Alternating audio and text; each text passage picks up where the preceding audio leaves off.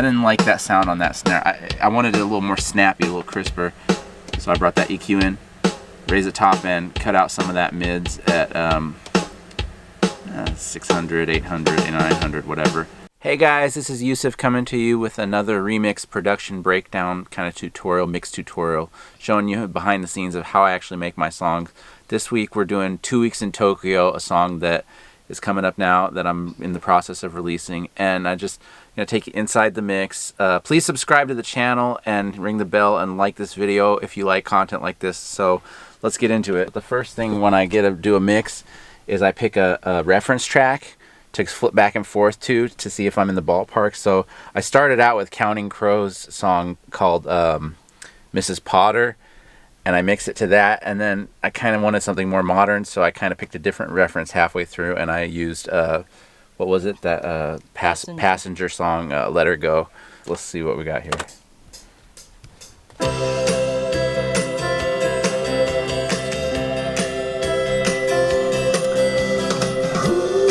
Hide this reference track and hide these bounces.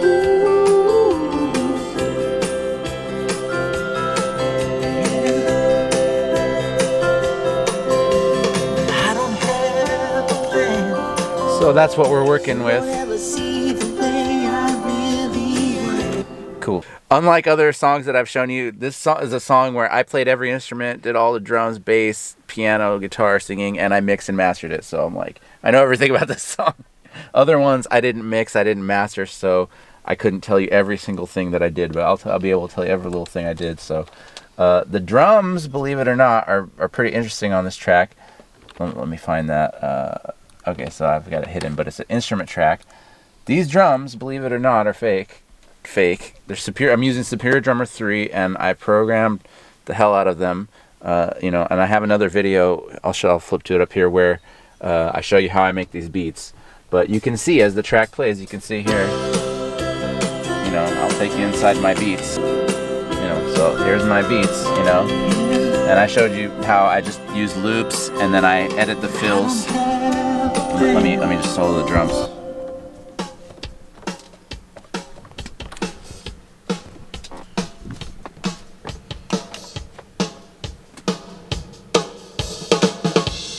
Before I bring the percussion in. You can see these loops that I've kind of came in here and did these little fills, little orange here and little verses. It's a basic beat. So it's a good drum sound, For each channel, you'll see here I have a Console 1 plugin. They're all the same. Actually, let me open that up. Here I flip between faders, and then here I flip between EQ and compression, and it's really powerful. I have my track listing right here, and all my tracks are down here, and I can scroll through banks of tracks. Yeah, I set it up like this with a Console 1 on every channel, basically. That's the one thing about the Console 1 that could be improved, that the track order, it's always messed up. I've always got to search for where the tracks are, but it's still pretty quick, because like this right here. So anyways, I'll just pick a random, you can see here the bass, you can see the EQ curve I drew. Let's find the drums. There we go, there's the kick. Okay, so let's turn those other things off. So there's my kick sound. That's the original one. It's a little thuddy. So what I did is I rolled off some of the low end here, just the lowest, around 30, and I think that was the only EQ move I did. Was it? I can't remember if I did. Anyhow, yeah. I added a little high end here, and just a little compression. Actually that's kind of a lot of compression. About 4 or 5 dB, but I felt like that gave me a good sound. With all these, the default that I do is I set the drive to 5, because I've heard that that's kind of where the SSL console is set. So I'll instantiate a plugin on every track here and just set it up to 5 on drive on 5. I like that drive knob in the Console 1. It really gives it a nice crunchy, sweet sound. So let's bring a snare in.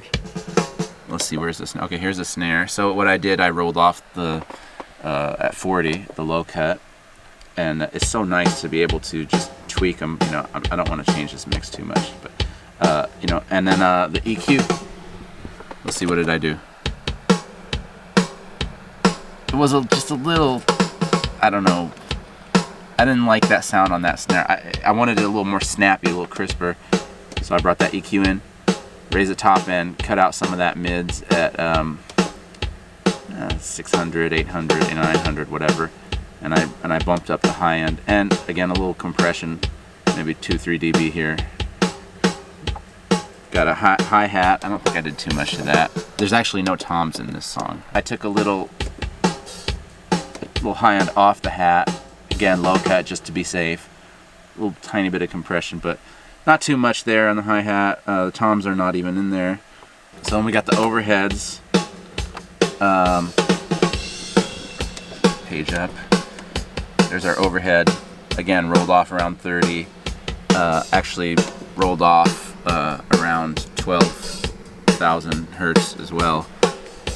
I didn't do too much with the mid-range. I kind of like the overhead sound. An ambience mic. That gives it a little reverb, and you can really push this. You know, it's a little too much. Okay, so with the ambience mic, I think I compressed the hell out of it. Let's see, where is it? I guess it's down.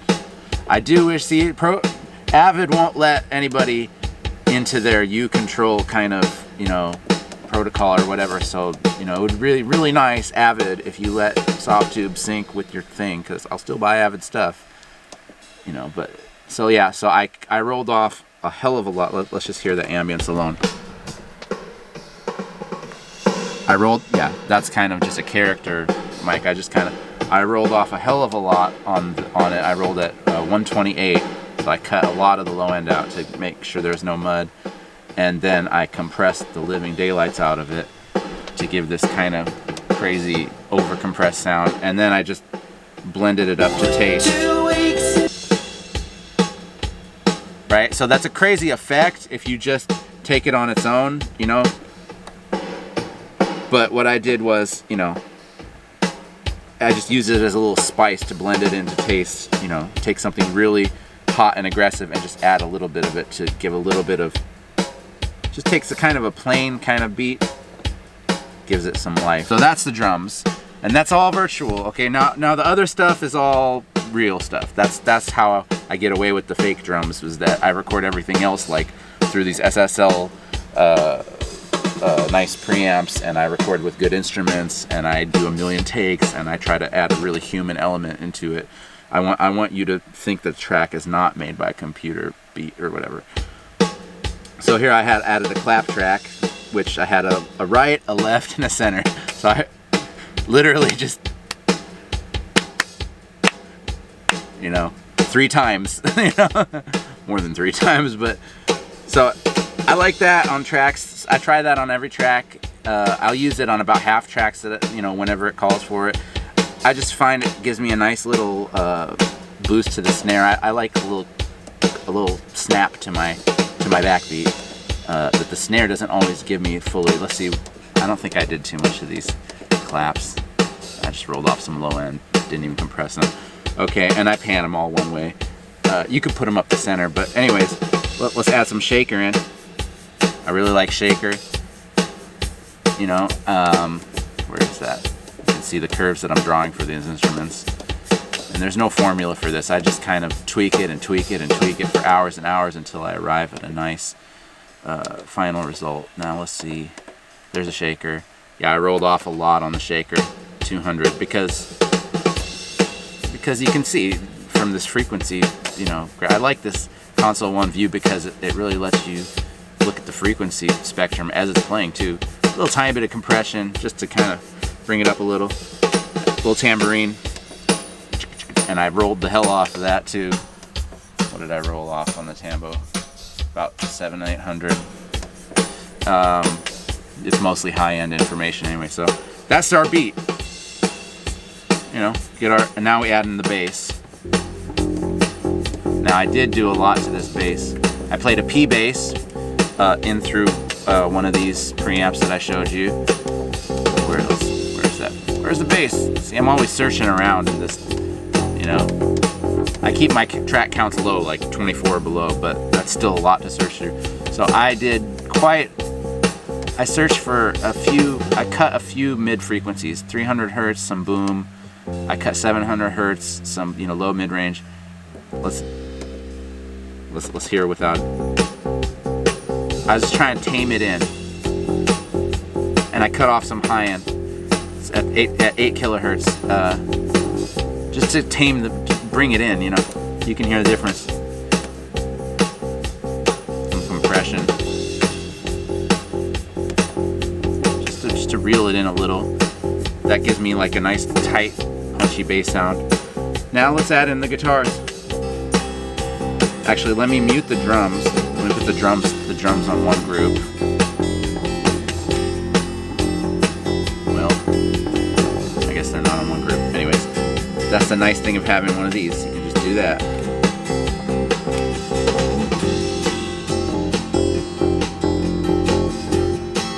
So there's our guitar sound. And I actually boosted the high end on this. This is a Gibson J200, so it has a nice sound. I rolled off in the high mids here, 1200 hertz, and little low cut at 90. Little compression here, little drive too. Check out, watch these drive and character that I played with too. That when I can't get the EQ or the compression to give me that sound that I want, what I'll do is I'll play with this drive and character knobs, and between that EQ and compression, I'll usually find something that gels. Okay, let's see what else we got. We got, and I'm putting reverb on all of these. These are all getting sent to a reverb bus, as you can see here, with different amounts of reverb per instrument. And they're all sent to this reverb bus, which I am using Valhalla Vintage Verb. And actually that guitar has quite a lot of, and I'm panning it hard right. Now let's hear the bass and the pianos.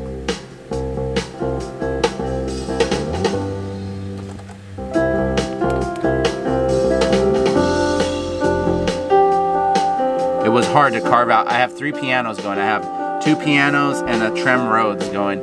It was hard. I worked the most on this section. It was hard to carve out a good piano sound from these 3.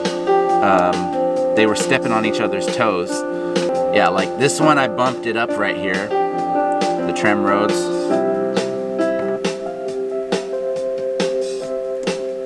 To give it some to differentiate it from this one, where I didn't bump it there. And so it was kind of a challenge to carve this piano sound out. And what I ended up doing was, instead of trying to make you hear all 3 pianos, I tried to make it sound like 1 piano. And that, I think I kind of got that.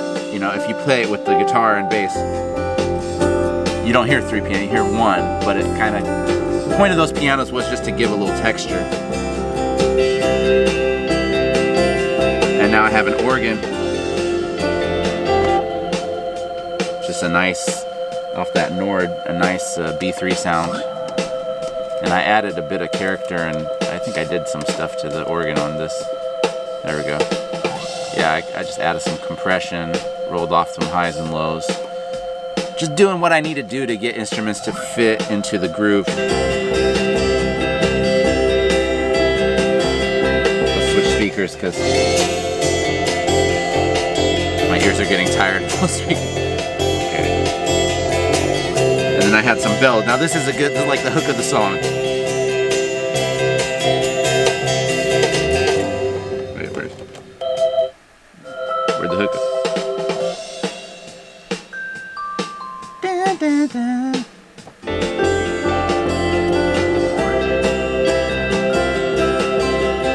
And that echoes a melody. Tokyo. So that's the groove. That's the groove. That's it. That's all the instruments. If we add the drums back in, let me just unsolo everything. Sometimes it's quicker on the computer screen. Now we get into the vocals. 2 weeks in Tokyo. Now let's take you inside the vocals. I just, on the lead, I had some extra compression and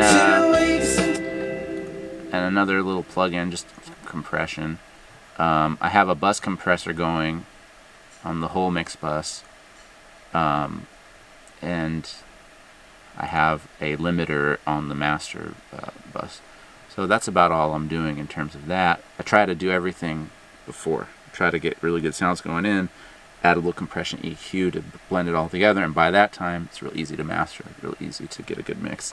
The vocals, I like to spend extra time on the vocals, and I'll just show you what I did. I just rode the hell out of the lead vocal, and actually if you come over here and check it out, it will give you a better idea of how I do this, because let's see if I solo the vocals. You'll see this fader's moving. So, oops. So how I do that is I put it in touch mode here.